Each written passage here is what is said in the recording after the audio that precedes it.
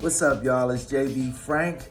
I'm that gangster geek representing NWA, Nerds with Attitude, from a pod named Kickback. So anyway, y'all, since we all quarantining and chilling and shit, I figured I'd geek out with y'all for a minute and talk to y'all about one of my personal favorite recipes, something included ingredients that you might have in your cabinet right now, a life hack. Chili made from scratch. All right, let's get into it. Now, most of you who make chili might buy like the little seasoning packets or whatever, and use that to season your chili, and just some ground beef and some beans or whatever. But there are a lot of other things that you can do with chili because it's basically a drop recipe. And what a drop recipe is called is basically it's like a big pot or like a big vat of dough, like for cookies, for example, and you can pretty much do whatever you want. You can season it however you want. You can add a variety of different ingredients. Now, rather than using the seasoning packet, what we're really going to focus on is just using real seasonings, just basic seasonings that you might have around the house that are just going to be a lot healthier for you. Most importantly, because you can regulate the amount of salt that you put in your chili if you just use base seasonings, okay? So we're gonna go through it and I hope y'all have fun. I'll talk to y'all in another set. Okay, so real quick, we were talking about what you can use versus what you get in the seasoning packet. Now, most of what you get in the seasoning packet for chili is iodized salt, which, yes, you do want some salt in your chili, but you don't want most of your seasoning to be salt, right? So there are a lot of other ingredients that make up your basic red chili and are also included in those sauces, right? So here they are, right? And most people already have these in their spice rack. Garlic powder, onion powder, parsley. Now, most chilies actually don't have parsley, but I actually like to put parsley in my chili. But here are the big ones, right? Paprika, cinnamon, and chili powder. Every red chili is supposed to have paprika, cinnamon, and chili powder in it. And then I like to add black pepper to mine. So these are the seasonings that I'll be using. Now again, this is a drop recipe. Like I said, it's basically like a big old pot, like a soup. So I'm just gonna season it to taste. I really can't talk about quantities of these ingredients because I honestly don't know. Okay, but there they are. And that's the big difference, guys. This is what's really gonna keep you away from buying those unhealthy seasoning packets, right? Everything else is pretty much the same as you expect, right? So the main components, now mine are a little different because a lot of people like to use kidney beans or pinto beans. I hate those kinds of beans, so I don't use them in my chili. I typically use white beans in my chili and black beans in my chili, but all chilies have some type of bean in it. And then I actually like mushrooms a lot, so I put mushrooms in my chili. And then there's your tomato sauce and your diced tomatoes. Again, essential components of your basic red chili, right? So the last and one of the most important ingredients in the chili is obviously the protein that you're gonna use. Now for vegetarian or vegan chilies, then most of your protein is gonna be coming from your legumes or your beans, right? Your kidney beans, your pinto beans, in my case, the white beans, whatever beans you're gonna use. I am a carnivore, so fuck that. So anyway, my chili has ground beef in it.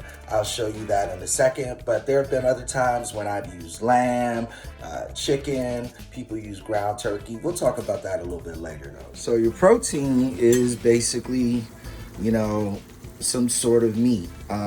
Some people make it with chicken, some people make it with ground turkey, other people use steak. For me, I'm just gonna use basic ground beef with this one. So we're gonna cook this up, let it get cooked all the way through. And then we're gonna drain all of this grease off of it. And then when we're done with that, we're gonna put it in this pot with those other ingredients and see how we do. Okay, I'll talk to you in a second. So I know some of you might be asking, cinnamon, chili, cinnamon? And others of you might be saying, well, yeah, of course. So here's the deal with the cinnamon.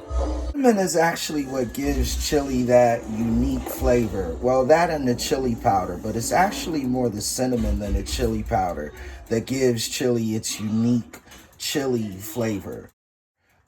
So how much cinnamon you put in your chili depends on, how you want it to taste.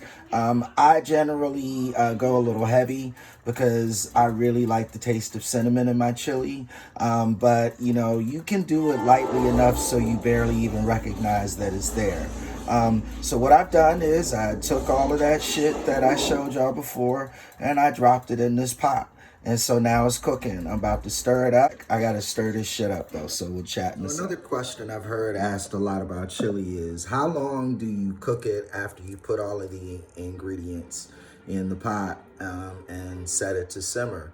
And the simplest answer is, how good do you want it to taste? Honestly, the longer it cooks, the more the ingredients will blend and mix, the longer your proteins will be able to break down and absorb the herbs and spices that you've added to the mixture. So the simplest answer is to be patient. And so that's what we're doing right now. We're being patient. And so when it's all done, it should look something like this. Rich red color. You see all of the different ingredients in there. So we're just gonna let this cook for about an hour and a half. Now in terms of how to serve your chili after it's ready, we'll get into that in just a second, okay? All right, talk to you in a bit. So, as we discussed, last step, serving the chili. Now you might be asking me, JB, what is that white shit floating in the top of your chili? That is cheese. So chili is served, sometimes with sour cream, a lot of times with sour cream and chives, or sour cream and onions. I personally like my chili with cheese, and I know it's gonna sound strange, but I actually like Swiss cheese in my chili. So I do a little bit of Swiss cheese on the top, let it melt, and then I serve it with some bread on the side, and that's for dipping, right?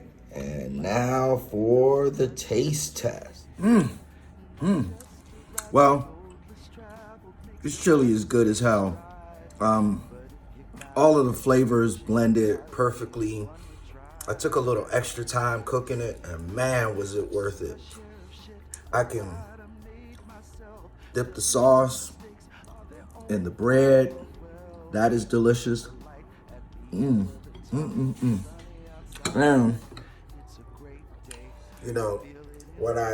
when I spoon it out, I get, let me see if I can do this. I get these like strings of cheese, which is just dope.